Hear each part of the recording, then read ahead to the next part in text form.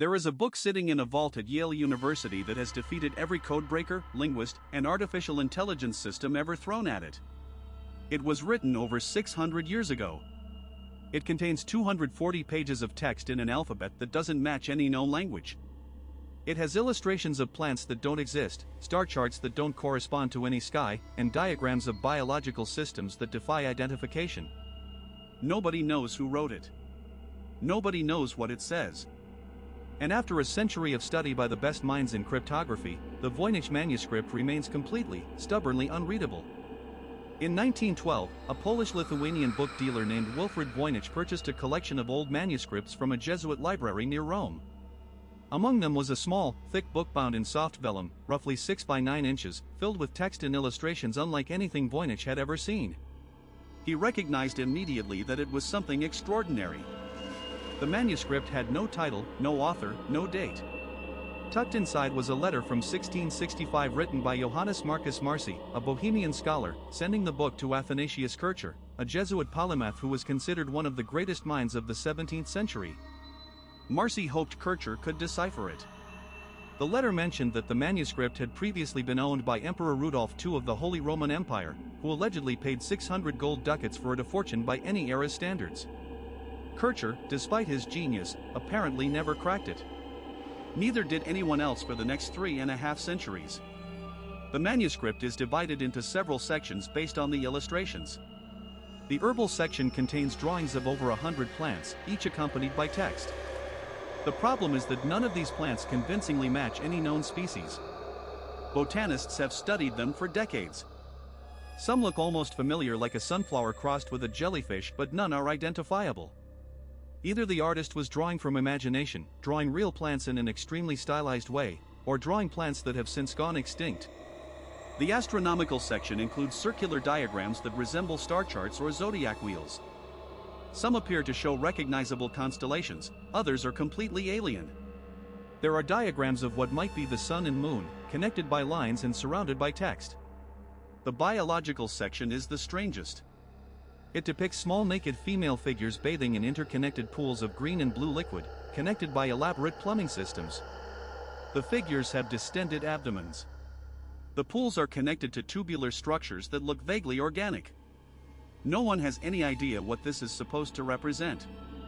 The text itself is written left to right in a flowing, consistent hand. It uses an alphabet of roughly 20 to 25 distinct characters. The writing shows no signs of hesitation or correction. Whoever wrote this was fluent in whatever system they were using. Statistical analysis shows that the text has properties consistent with a natural language. Word length distributions follow patterns similar to real languages, certain characters appear more frequently at the beginning or end of words, and there are detectable patterns of word repetition. But it matches no known language. Not Latin, not Arabic, not Chinese, not any European or Asian language, not any artificial language that's been documented. It's not a simple substitution cipher. Those would have been cracked within weeks by modern cryptanalysis. It's something else. We're about to get into the theories, and some of them are genuinely mind-bending. If mysteries like this are your thing, subscribe to Mind Trap. We go deeper than anyone else. Hit subscribe and the bell, and let's keep digging. The list of people who have tried to crack the Voynich manuscript reads like a hall of fame of cryptography. William Friedman, who broke the Japanese purple cipher in World War II, one of the greatest code-breaking achievements in history, spent decades working on the Voynich in his spare time. He couldn't crack it. He died believing it was an early artificial language. The NSA took an interest. Teams at the CIA examined it. Academic linguists, computer scientists, and amateur codebreakers have all taken their shot. The theories fall into several categories. Theory 1, it's a cipher. The text encodes a real language using an unknown encryption method. This was the dominant theory for decades, but modern computational cryptanalysis makes it extremely unlikely that any cipher from the 15th century could resist current methods. We can brute force encryption systems far more complex than anything available in the medieval period. Theory 2, it's a constructed language. Someone invented an entirely new language with its own grammar and vocabulary and wrote a book in it. This is possible, but creating a language with the statistical properties the Voynich text exhibits requires a level of linguistic sophistication that would have been virtually unheard of in the 15th century. Theory 3, it's a hoax. The text is meaningless gibberish designed to look like language. This theory got a boost in 2003 when computer scientist Gordon Rugg demonstrated that a device called a card and grill, a card with holes cut in it, placed over a table of syllables, could generate text with Voynich-like statistical properties. But other researchers have argued that the text is too internally consistent to be random. There are patterns within the text that suggest real semantic content. Certain words appear only in certain sections, as if the herbal section uses different vocabulary than the astronomical section. Theory 4, it's a natural language we haven't identified.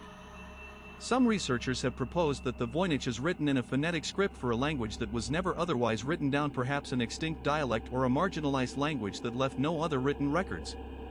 In 2014, a botanist claimed to identify some of the plants as species native to Central America, suggesting a possible Nahuatl or other Mesoamerican connection. This remains unverified and controversial. Carbon-14 dating of the vellum places its creation between 1404 and 1438.